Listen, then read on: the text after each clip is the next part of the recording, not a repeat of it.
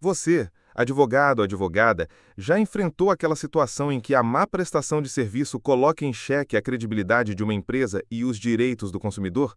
Pois bem, hoje vamos analisar juntos uma decisão extremamente relevante, proferida pela quarta turma do Superior Tribunal de Justiça, que traz importantes reflexos para o direito do consumidor e, claro, para o exercício da advocacia.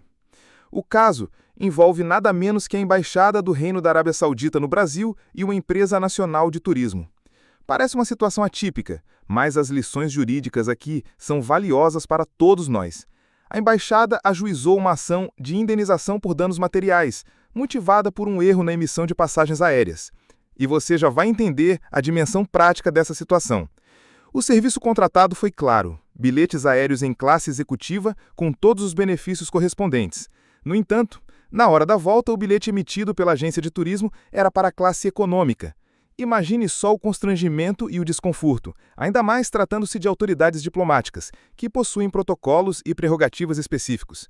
E o que fez a agência de turismo? Alegou que a falha ocorreu por conta de uma suposta alteração no sistema da companhia aérea, tentando se eximir da responsabilidade. Mas aqui entra o ponto central que todos nós, operadores do direito, devemos dominar: a responsabilidade objetiva, prevista no Código de Defesa do Consumidor, especialmente no artigo 14. A quarta turma do Superior Tribunal de Justiça foi enfática.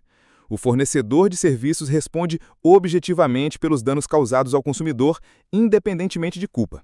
E mais, só se exime dessa responsabilidade caso comprove que o defeito inexistiu ou que a culpa foi exclusivamente do consumidor ou de terceiro. No caso, nenhuma dessas excludentes ficou comprovada. E um detalhe técnico importantíssimo: o Superior Tribunal de Justiça também enfrentou a questão da legitimidade ativa. A agência de turismo tentou sustentar que a embaixada não poderia propor ação, já que a beneficiária final da passagem seria a embaixatriz. Contudo, o tribunal deixou claro que a contratação e o pagamento foram feitos diretamente pela embaixada. Portanto, a legitimidade para buscar o ressarcimento do prejuízo era inquestionável. Além disso, a decisão também reafirma a competência do Superior Tribunal de Justiça, conforme o artigo 105, inciso 2, a linha C da Constituição Federal de 1988. Em situações em que uma das partes é Estado estrangeiro e a outra é pessoa domiciliada no Brasil, cabe ao STJ o julgamento do recurso ordinário. Mesmo sendo uma hipótese pouco comum na prática, o tribunal aplicou corretamente essa competência no caso. Outro ponto de destaque é o tratamento dado ao nexo de causalidade e ao ônus da prova. Em se tratando de relação de consumo, o Código de Defesa do Consumidor prevê no parágrafo 3º do artigo 14 a inversão legal do ônus probatório.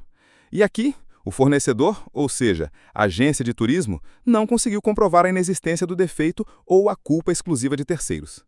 E a consequência prática: a condenação da empresa de turismo ao ressarcimento do valor integral da passagem inutilizada no montante de R$ 6.016,44. Um valor expressivo, e mais do que isso, uma condenação que reforça a necessidade de rigor absoluto por parte dos fornecedores de serviços. Aliás, esta decisão traz um alerta direto para as agências de turismo e demais integrantes da cadeia de fornecimento de serviços. A responsabilidade é solidária e os integrantes da cadeia assumem um risco integral da atividade. Não adianta alegar falha de sistema, erro de terceiros ou culpa da companhia aérea sem provas concretas.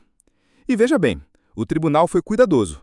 A decisão apresenta sólidos fundamentos jurídicos alinhados à jurisprudência consolidada do próprio Superior Tribunal de Justiça, sempre reforçando a proteção ampla ao consumidor e o dever de informação e de adequada prestação do serviço. Agora, cabe também uma análise crítica. Embora o acórdão tenha sido muito bem fundamentado, fica a reflexão sobre a possibilidade de responsabilidade concorrente da companhia aérea, que na prática também integra a cadeia de consumo. Porém, ao focar na empresa de turismo, o tribunal manteve o rigor na exigência de zelo por parte dos fornecedores diretos. Outro ponto que podemos debater, como advogados, é o indeferimento da produção de prova testemunial.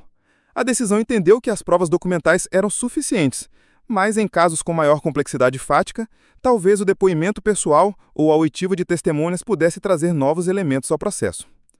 Sob o ponto de vista do ordenamento jurídico, essa decisão tem repercussão significativa. Ela consolida a orientação de que a responsabilidade objetiva do fornecedor de serviços é regra, especialmente no âmbito das relações de consumo que envolvam serviços internacionais ou clientes com status jurídico diferenciado, como as missões diplomáticas. Do ponto de vista processual, o acórdão também serve como referência sobre o correto manejo do recurso ordinário em hipóteses de competência originária do Superior Tribunal de Justiça, um detalhe técnico que todo advogado precisa dominar para não cometer equívocos processuais. E as perspectivas futuras? Essa decisão certamente servirá de baliza para o mercado de turismo e transporte, principalmente em serviços que envolvam demandas específicas e clientes institucionais, como embaixadas ou organismos internacionais. O precedente sinaliza que não há margem para erro e que falhas operacionais ou tecnológicas não isentam o fornecedor de sua responsabilidade.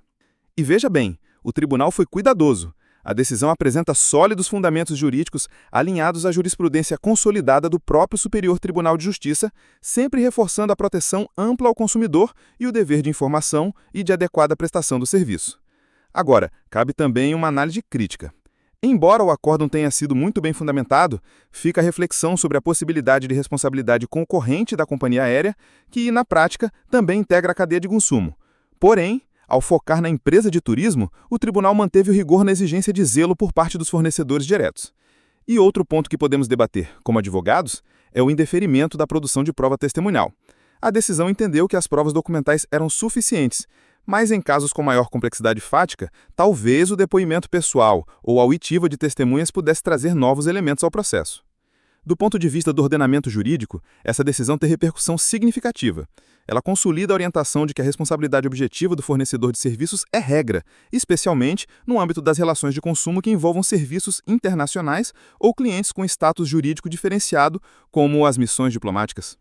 Do ponto de vista processual, o acórdão também serve como referência sobre o correto manejo do recurso ordinário em hipóteses de competência originária do Superior Tribunal de Justiça, um detalhe técnico que todo advogado precisa dominar para não cometer equívocos processuais.